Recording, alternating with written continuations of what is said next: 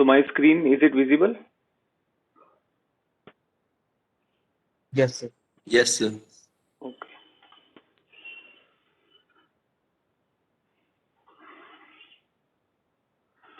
So today we will start with the new module that is on casting. So until the last module, we have summarized about the different materials which are used to make products. Then I have also summarized to you their properties, uh, reasons behind those properties, then their applications. I've also summarized how manufacturability of any material is influenced by its mechanical or thermophysical properties.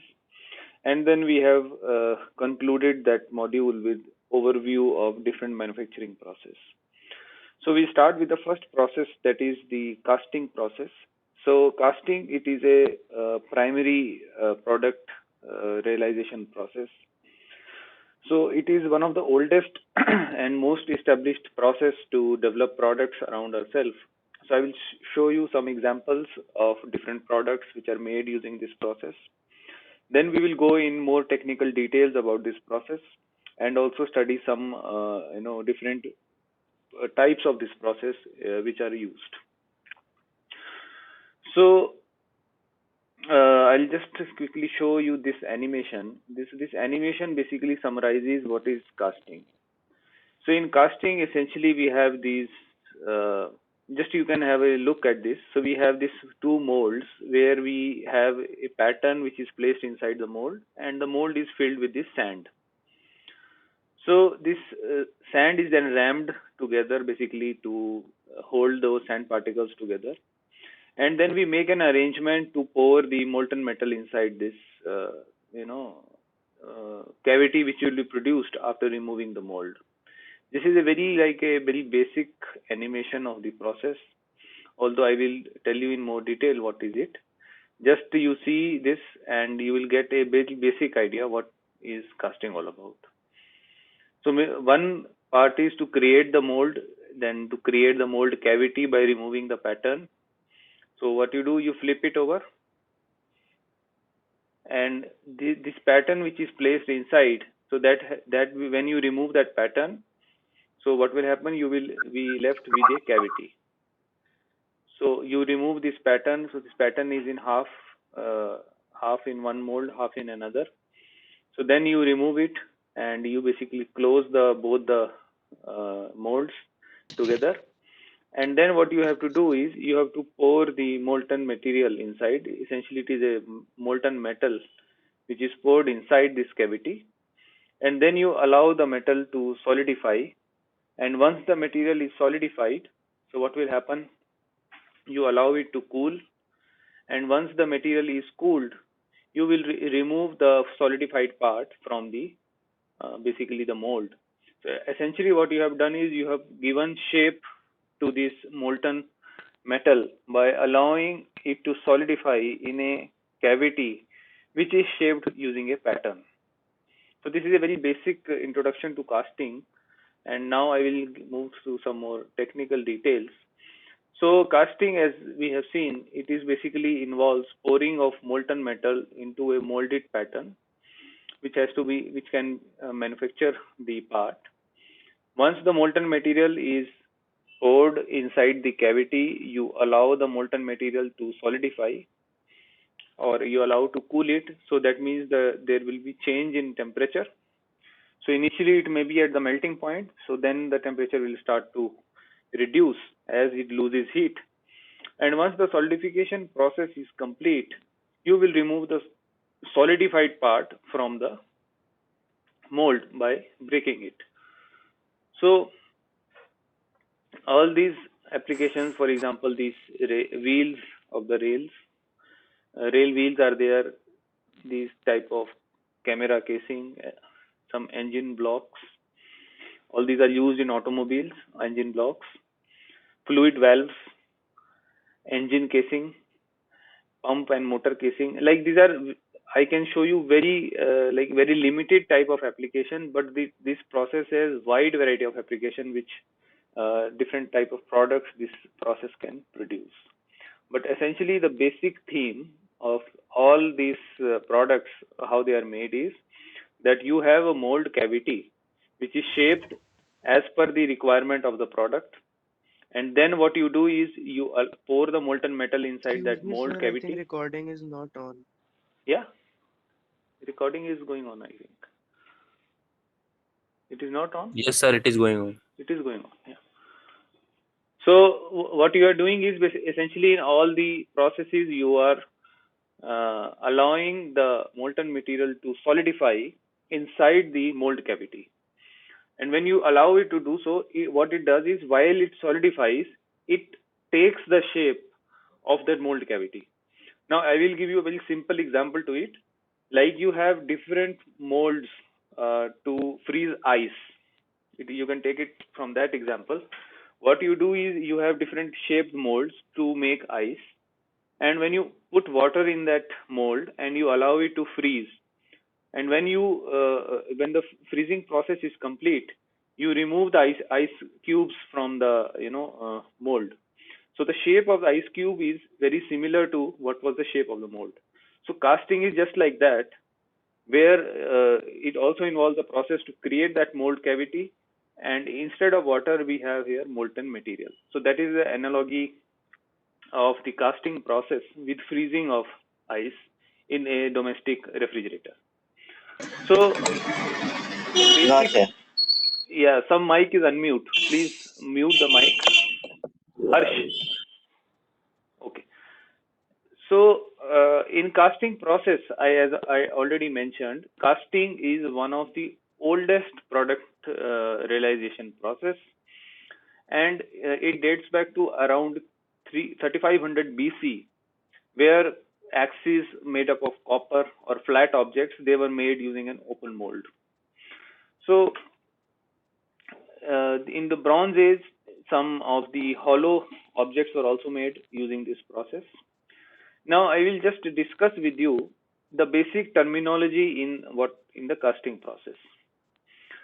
So in casting process, what is there? Essentially, step one is to melt the metal. So casting is popularly used for metal and to a small extent for some polymers. But I can say more than 90%, in more than 90% of the cases, it is one or the other metal, be it not a pure metal, but it will definitely be an alloy. Now we know what is a metal, what is an alloy, what is a polymer, what is a ceramic. We know all these things. So we are essentially dealing in casting with metal, not in pure form, maybe not in pure form, but maybe in the form of alloy. So what difference does it make? So while a pure metal solidifies at a specific temperature, means at when you reach a particular temperature, the change in phase happens. Means it changes phase from liquid to solid upon solidification.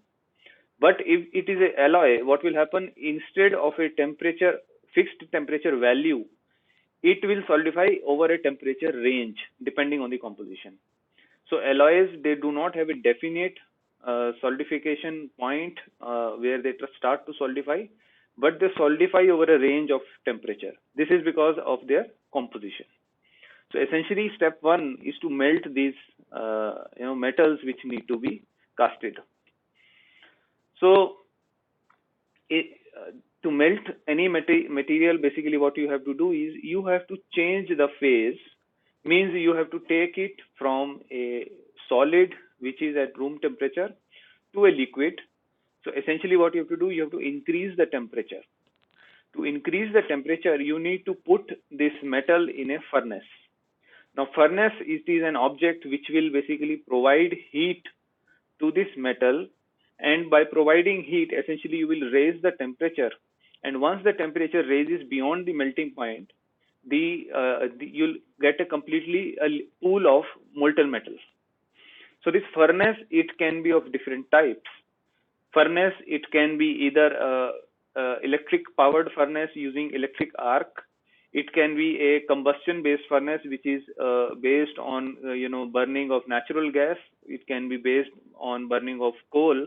Although this coal and natural gas are not used much because of the environmental effects they cause, the electric powered furnace are more powered, that we are more popular So we will discuss more in more detail what are the different type of furnaces. So that is one part of casting. Another part of the casting is to make the pattern and to make the mold cavity. Now to make the pattern, basically we need to have a material. For example, wood is there. So this pattern is generally a replica. What is a pattern? So pattern is a replica of the material, or of the, not of the material, is a replica of the object which is to be cast. So this pattern making itself is a a very complex process where you need to have a drawing of the process, a drawing of the product, and then using that drawing you will make the pattern, and then you need to place that pattern in the sand mold. So that is what it was shown. So this sand mold consists of the sand which is there. So why we use sand? So it is a very interesting question to ask. So why only sand is used? So sand is nothing but it is SiO2, that is silica or silicon dioxide, I can say. So silica is a material which is very cheaply available. It is quite cheap, and at the same time it is a refractory material. Means it can sustain very high temperatures, and it gives a good ability to be get molded into this different shapes. So these are the reasons why we use sand as the mold material. So once the mold is prepared, what we do is we melt the molten material that is there in a furnace, that is at a separate place in during the casting process. You bring it and you pour it into that molten material. Now at this stage, the interesting things start to happen. What happens basically when you allow now the molten material which is placed inside the mold cavity, what you are doing is you're allowing the molten material to solidify, or essentially I can say you're allowing it to lose heat. So when it will start to lose heat, the change in phase will happen. Means it will go from a liquid to a solid. This is similar to as you freeze ice, where you are extracting heat from the water to convert it into a solid. Here also the heat is being extracted. So in this case, since it is a very at a very high temperature, for example, we consider the metal here as aluminium. So aluminium melts at around 690 degree centigrade. Please remember this temperature. It's this temperature. So for aluminium, this temperature will be melting temperature will be around, I will say, 690 degrees centigrade. Now You when got you, disconnected in the middle. Can you please repeat the last statement? so yeah, I am saying that when you are allowing it to solidify, so during that it is losing heat. So losing heat means you are, what you are doing is that when the loss of heat will happen, the change of phase will happen. Means it will go from a liquid phase to a solid phase. So at that time, it will essentially start to form different crystals, or it will start to solidify, and it will take the shape of the cavity in the mold. So once the solidification process is complete, what you will do, you will remove the solidified part from the mold by shaking it or removing the risers and gates. Just please be patient to get more clarity on these terms, that is riser and gates. I will explain it in the subsequent slides. So what are risers and gates? So those things, they are generally removed, and at this stage you can understand that riser and gate are arrangement in the mold which provide the path to the molten metal to enter the cavity, because you can just not directly pour the molten metal into the cavity, because you need to bring it at a specified velocity to avoid any mixing with the surrounding sand. Then one next step is heat treatment, but that is an optional step, may not happen with every metal or every product.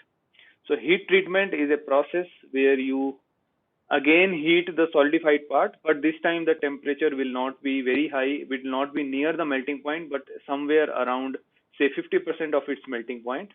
So the objective of doing the heat treatment is basically to improve the properties like grain structure, then mechanical strength, hardness and all. But that is an optional step. And once you complete the heat treatment or you complete the cleaning part, so you then do some finishing and all, just to ensure the surface of the product is clean and finished for the next stage. And lastly is the inspection. So inspection is basically done to identify if the cast product has is as per the need of the initial drawing, or if there are no defects present. So essentially inspection is done to check if any defects are being there or not, and if any defects are there, just to identify those defects, and also understand the reasons why those defects have come, and then we need to perhaps go back and modify in some stages of this complete cycle of the casting process. So I will come to this figure, which was also there in the previous slide. So this is a very, very important figure in to understand the terminology of the casting process. So this figure, basically what it is basically a figure which shows the different parts in a sand mold which is there. So why I am referring to this? Yeah, I can take questions once I complete the lecture. I'll give last 10 minutes. So please be patient. You can take note of your questions, which we will discuss towards the end. Thank you. So what I am saying is that in this process, what is happening, you have this complete arrangement. Now this is completely an engineering problem where you need to design this system, how you are going to introduce a molten metal which is at a very high temperature. I am taking example of aluminium. It could be steel which melts at 1400 degrees centigrade, which is at high temperature, and how you have to introduce this molten material in this mold and then allow it to solidify. So I will tell you the complete story how it happens. So what is there? The basics first is to understand what is the basic steps in doing so. So to do any casting, basically we have two set of more flasks. We call them as flask, which is shown here. So what is this flask? Flask is nothing but it is an arrangement, basically a metallic arrangement to hold the sand together. So this flask, there are two flasks. The upper flask is known as the cope, and the lower flask is known as the drag. So this is basically you are placing two flasks on top of each other. So you have one as cope and the below one as it is known as drag. So these are technical terms. I may not have the reason why it is cope or why it is drag, but this is just the standard terminology that is being used since very long time. So just you need to know that the upper mold flask will be known as the cope, the lower one will be known as the drag, and you have the sand that is present inside. Sand is basically the molding material. I already mentioned sand is nothing but it is SiO2, which is silica, which is a essentially it is a ceramic, but it is a very high has a very high melting point. So essentially it is what it is a refractory material. So this we have discussed what is a refractory material, that it has a very high melting point, and then it is also easily available, which means it is available at a quite low cost. So it is easily available, easy in availability. So these are the two reasons why sand is so popular in casting. So this sand is there. Then basically what you have a pouring basin. So this pouring basin will be the first place from where you will pour the molten material. And then you have the spruce. So spruce is this converging kind of an arrangement which will basically constrict towards the end here, and at this part basically you have a choke. So choke is basically an area where the cross section further reduces just to increase the velocity. This is as per the Bernoulli's principle, which you might have studied in the school. So once the velocity increases, so it will then direct the molten material through this runner. So runner is basically taking the molten material from here, and here this green part is basically the mold cavity in which we will allow the molten material to solidify. Now here there is a core also. So the role of the core is basically to have a hollow structure. If we want to produce a hollow structure, we will have this core, which is subsequently removed once the solidification process is complete. I will discuss more on the core in the more slides. And then you have a riser. So riser is what it is. It is basically a open cavity which indicates if the material, molten material, has completely filled the cavity or not. So by looking at the riser, one function of the riser is to indicate the complete filling of the cavity. And there are also other risers like this blind riser. So what is this blind riser? Means this riser is not visible from the outside. And open riser, this riser is visible from the outside. Means riser is a name given which gives an indication that it is, the cavity is filled or not. And it has more important functions like, to control the solidification, or to act as a reservoir for molten material, that I will discuss in some of the subsequent slides. So essentially what I am telling you is that how this material is being poured, then it is being taken to the cavity where it is allowed to solidify. Once the solidification process is complete, all the material will get solidified, even in these regions, this region, all these regions, the material will get solidified. But our product is being made here.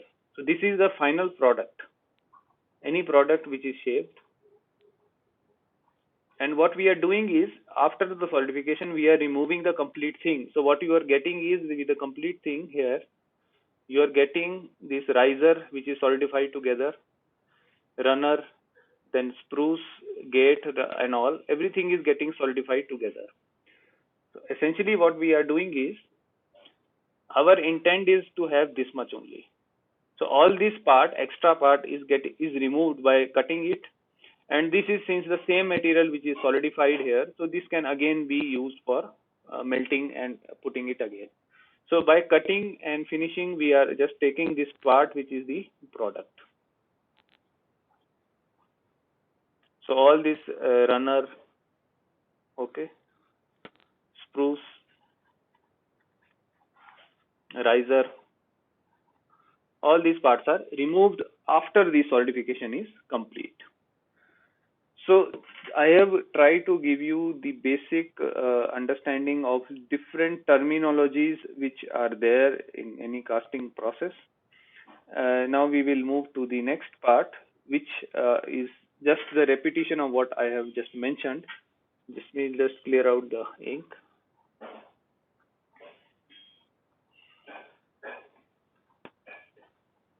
So as I mentioned, there is a flask which is supporting the mold. So this is the top flask and the bottom flask. Then what we have is basically the pouring basin from where the material is being poured. Then spruce, which allows the material to go downwards. Then runner, it is the passage through which the molten material will flow towards the cavity. Mold cavity, this is made using the pattern. Then gate is where the mold cavity has the inlet. So where you have the inlet of the runner is known as the gate.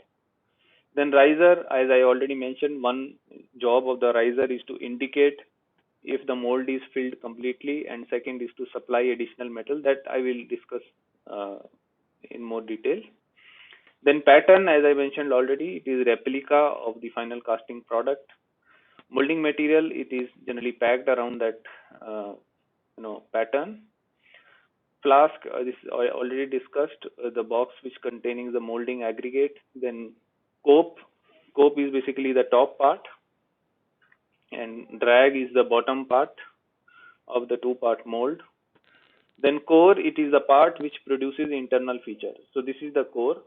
So suppose you want to produce a casting with a hole. You don't want to drill, but you want that hole should already be cast with the product. So you will provide a core here. So core is nothing but it is again the sand object with a property to collapse a little bit when coming in contact with the molten material. So upon solidification, you can remove the sand and you will be left with a part with a hole in between. So to create internal features like this, we use cores as the object. Then core print. Core print is the region of the core in the sand mold which is used to locate and support the core. We will see more details on this, but just you need to understand it is used to locate and support the core. How does it do that? That I will discuss. So this is like a very basic introduction of the casting process, the different terminologies associated with the casting process. And now I'll move ahead to different functions of the gating system. So what is the different function of the gating? So what is this gating system? So if you go back to this part, so gating system includes all this spruce, gate, runner, and the cavity, and riser is also a part of the gating system. Essentially, what is the function? We need to understand what is the function of these parts of the gating system. So gating system is nothing but it is the arrangement which is made to allow the molten material to enter the cavity at a specified velocity. Now this gating system, it allows to develop a suitable temperature gradient to promote directional solidification. So directional solidification, what does this mean? So the material is poured in this sequence. So it first enters the spruce, then it will enter the gate, then it will enter the runner,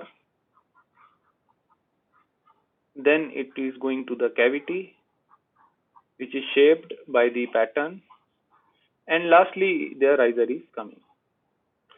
So this is the general sequence of how any molten material is getting poured and it is getting solidified. Now this term here, directional solidification, this is very important. So directional solidification is nothing but allowing the solidification to proceed in this manner. Means the material, it should first get solidified in the spruce, and the solidification should produce in this manner, and the riser should be the last object in the gating system to get solidified. Now why this happens, or why is it important? So this is important because if material will solidify first in the riser, so what will happen? Essentially a shrinkage cavity will be formed in the cast product. Means a defect will be introduced in the cast product, which is not desired.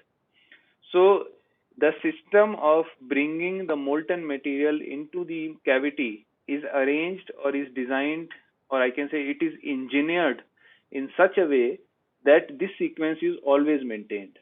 Now the question may come, how this sequence can be maintained as the same material is being poured. So this is done by changing the cross section and the surface area. So two things are very important: the cross section of the part through which the molten material is going, and the surface area. Now surface area and cross section basically play an important role in basically what they are trying to do in controlling the rate of heat transfer. If the surface area is made on the higher side, the rate of heat transfer will increase, and that area will experience a higher temperature gradient and subsequently will solidify first. So by controlling these two parameters, essentially we are able to make this directional solidification in existence. Next is to feed the melt into the mold with the minimum possible time. We don't want the molten material to spend more time in these regions, because if it solidifies here, so the material coming from the back will not be allowed to fill the cavity. So the main objective is the material should properly fill into this cavity in the minimum possible time with a proper temperature gradient. So for feeding, so it should come here in minimum possible time. And next is to basically compensate for the shrinkage. Now this is another important aspect. So I will explain this one now. So what happens? So when any material is in solid state or it is liquid state, so there is a very important phenomena of thermal expansion. So what happens when any material, it will solidify, it will essentially shrink. So what this means is the length, this is based on the coefficient of thermal expansion. So coefficient of thermal expansion, in many cases what it does is, when any material will go from the liquid state, it will go to a solid state. So what is going to happen? The shrinkage is going to happen. Means the size is going to reduce Why this is going to happen? Because in liquid, the atoms may not be very tightly packed, they are loosely packed. In solid, the atoms will be very tightly packed. So tightly packed atoms means the size will certainly reduce to some extent. So this reduction in size while changing the state from solid to liquid is known as the shrinkage. So shrinkage is an essential phenomenon that happens in most of the casting processes with most of the materials. There are some exceptions, for example, cast iron, where instead of shrinking, the size increases. But they have different set of reasons for them. But in most of the cases, it is the shrinkage which happens because of the change in state, and this shrinkage is compensated by this riser. So if riser is last to solidify, it while shrinking, it will provide the molten material back to this cavity so that the final size is as per the requirement. So these are the three important functions. One more is there. This is also important. But inside this, between this gate and spruce, there is a filter which is often put. So this filter is nothing but it is used to remove these impurities which may come. So what type of impurities can we experience? So because you are melting the metal, so in melting, what is happening? You are increasing the temperature. So there is a very high tendency to form oxides. So different molten material, they form oxides. So these oxides, since they are ceramic or ceramic in nature, or light in weight, so they generally float at the top. So we need to remove these impurities, for which this filter is there. So we don't want those oxides also to enter the cavity. So the filter, it will remove all the oxides or impurities at this stage itself. So as you proceed further, so the tendency, since you increase the velocity by designing the gating system, so the tendency to form oxides reduces in this region. And once the oxides are removed at this part, so there is very less chance that any oxide will enter the cavity. Then, of course, because of the design of this gating system, basically we also minimize the turbulence by which the material enters inside the gating system and then the cavity. And this happens because we want to minimize the erosion, because all the cavity, since the cavity is empty, it is a cavity, that is why it is empty. But please remember, it is surrounded by sand, so we don't want the sand also to enter the cavity. So this is done using designing this gating system, and by allowing it to the molten material to fill in it at a very optimum velocity with no impurities and in a minimum possible time. So what I will do is, since I have introduced this thing just today, so I will stop here for today. And now I will take up questions from you based on today's lecture. So we will not move ahead, and now you may please ask questions based on today's class.